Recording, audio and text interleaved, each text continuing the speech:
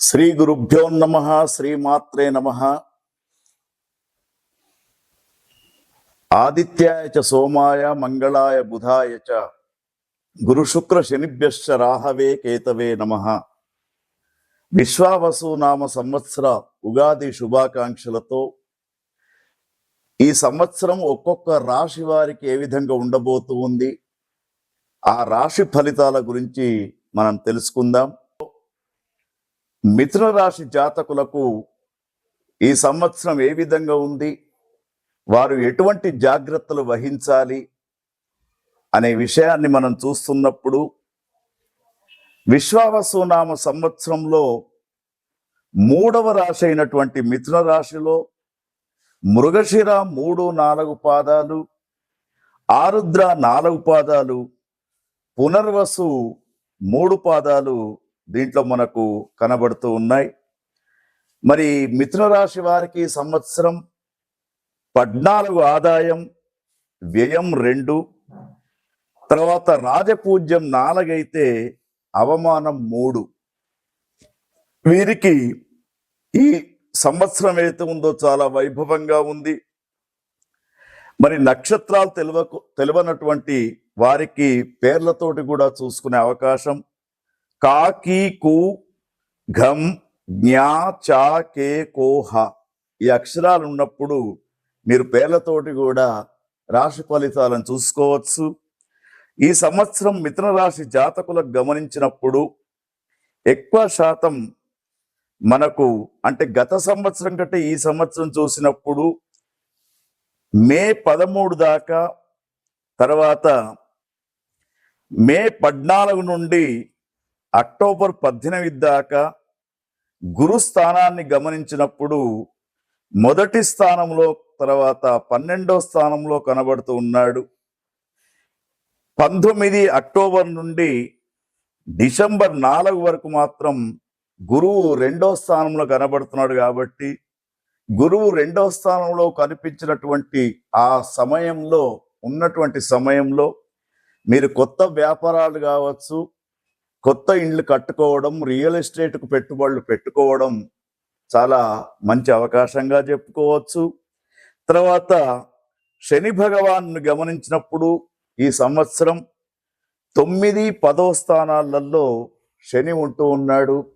కొంత ఇది బాధాకరంగా ఉంటుంది, ఎందుకంటే శని యొక్క అనుకూలమైనటువంటి స్థానాలు కావివి 9-10 స్థానాలు 2 కూడా.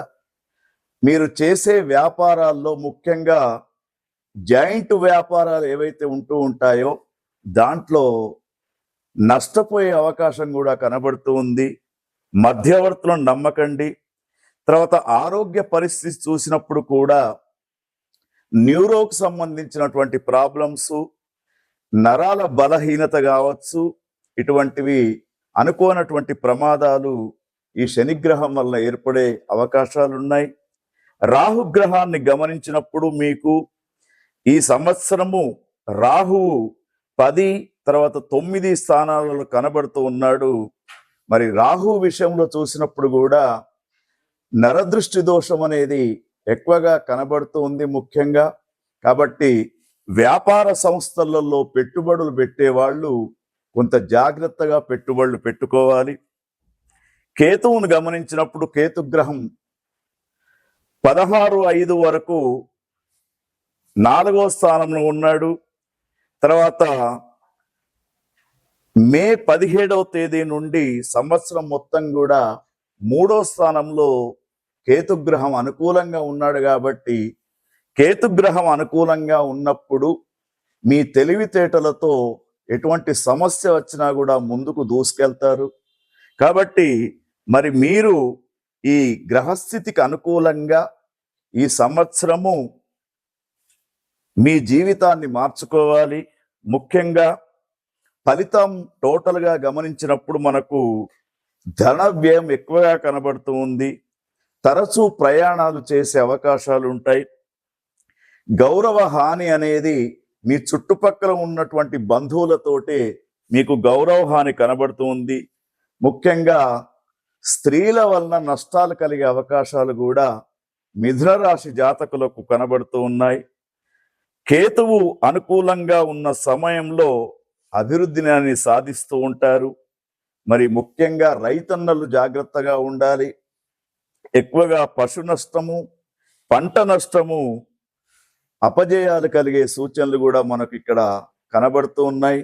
ముఖ్యంగా మరి మిథున రాశి జాతకులలో గమనించినప్పుడు మృగశిర, తర్వాత ఆరుద్ర, పునర్వసు ఈ 3 నక్షత్రాల వాళ్ళని చూసినప్పుడు పునర్వసు నక్షత్రంలో ఉన్నటువంటి వారికి 8 మాసాలు కఠినంగా ఉంటుంది. మొదటి అంటే ఉగాది నుండి 4, తర్వాత 4 మాసాలు, సుమారుగా 8 మాసాలు వీరికి కొంత కఠినమైనటువంటి పరిస్థితి ఉంది. కాబట్టి 8 మాసాలు జాగ్రత్తగా ఉండాలి. తర్వాత వీరు విష్ణు సహస్రనామ పారాయణం ప్రతిరోజు చేసుకోవాలి.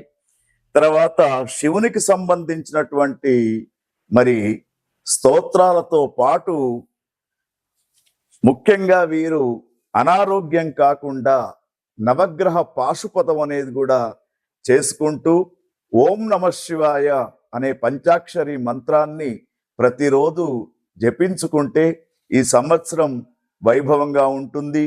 ముఖ్యంగా సూచన ఏమిటంటే కొత్తగా పెట్టుబడులు పెట్టకుండా, కొత్త ఉద్యోగాలకు ఆశ పోకుండా ఉన్న దాంట్లో జీవించడం అనేది ఈ సంవత్సరము మిథున రాశి వాళ్లకు చెప్పదగ్గటువంటి సూచనగా భావిస్తూ ఉన్నాం. ఓం తత్సత్. ఆదివారం తేదీ 7/9/2025 ఈ గ్రహణం చంద్రగ్రహణం కాబట్టి మరి ఈ చంద్రగ్రహణం అనేది ముఖ్యంగా శతభిషం పూర్వాభాద్ర నక్షత్ర జాతకులకు వాళ్ళు చూడకూడదు. మేష, వృషభ, మిథున రాశి వారికి గ్రహణం చూడరాదు. వారికి కొంత నష్టం జరిగే అవకాశం ఉంది. తర్వాత ఇదే సంవత్సరము పాల్గొన శుక్ల పౌర్ణిమ మంగళవారం రోజున మరొక చంద్రగ్రహణం కూడా వస్తూ ఉంది. ఈ చంద్రగ్రహణం వల్ల ముఖ్యంగా మఖ, పుబ్బ నక్షత్రం జాతకులు, కర్కాటక, సింహరాశి వాళ్ళు ఈ గ్రహణం చూడవద్దని చెప్పేసి మరి గ్రహణం యొక్క పరిస్థితిని చెప్తూ ఉన్నారు.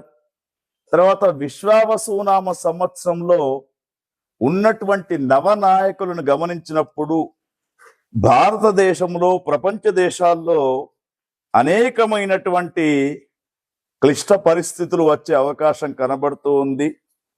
తర్వాత ఈ సంవత్సరము ముఖ్యంగా కర్తరి మే 4వ తేదీ నుండి మే 29వ తేదీ వరకు వాస్తుకర్తరు ఉంటుంది. తర్వాత జూన్ 10వ తేదీ నుండి జూలై 9వ తేదీ దాకా గురుమౌఢ్యం ఉంటుంది. తర్వాత 17 ఫిబ్రవరి 2026 శుక్రమౌఢ్యమి. తర్వాత ఈ సంవత్సరము వైశాఖ బహుళ తదియ అంటే మే 15వ తేదీ గురువారం నుండి సార్త త్రికోటి సహిత సరస్వతీ నది పుష్కరాలు ప్రారంభమవుతూ ఉంటాయి. అయితే ఈ సరస్వతీ నది అనేది అంతర్వాహినిగా ప్రవహిస్తూ ఉంటుంది. ప్రయాగరాజులో అంతర్వాహినిగా ప్రవహిస్తూ ఉంది. అదేవిధంగా కాళేశ్వరంలో కూడా అంతర్వాహినిగా ప్రవేశించే ఈ యొక్క సరస్వతీ నది పుష్కరాలు, పుష్కర స్నానం అనేది చాలా శ్రేష్టంగా చెప్తూ ఉంటారు. తర్వాత ఈ గ్రహస్థితిని గమనించినప్పుడు మామూలు వర్షాలు, ఆహార ధాన్యాల యొక్క రేటు పెరుగుతూ ఉంటుంది. రైలు, విమాన, రోడ్డు ప్రమాదాలు, బట్టలు, బంగారు వ్యాపారులకు నష్టం వచ్చే అవకాశం, పండితులు, సన్యాసులు, పీఠాధిపతులకు అవమానాలు, మహిళలు క్రీడారంగంలో, విద్యారంగంలో రాణింపు ముందుకు పోతూ ఉంటారు. ముఖ్యంగా ఈ సంవత్సరం కులాంతర వివాహాలు ఎక్కువ జరిగే అవకాశాలు ఉన్నాయి. భార్యాభర్తల మధ్య కలహాలు, విడాకుల దాకా వెళ్లే అవకాశం కూడా గ్రహస్థితిని బట్టి చెప్పవచ్చు. సినిమా రంగము, ఐటీ రంగంలో సరిగా అభివృద్ధి కనిపించడం లేదు. సోలార్ విద్యుత్తు వాడకం బాగా పెరుగుతుంది.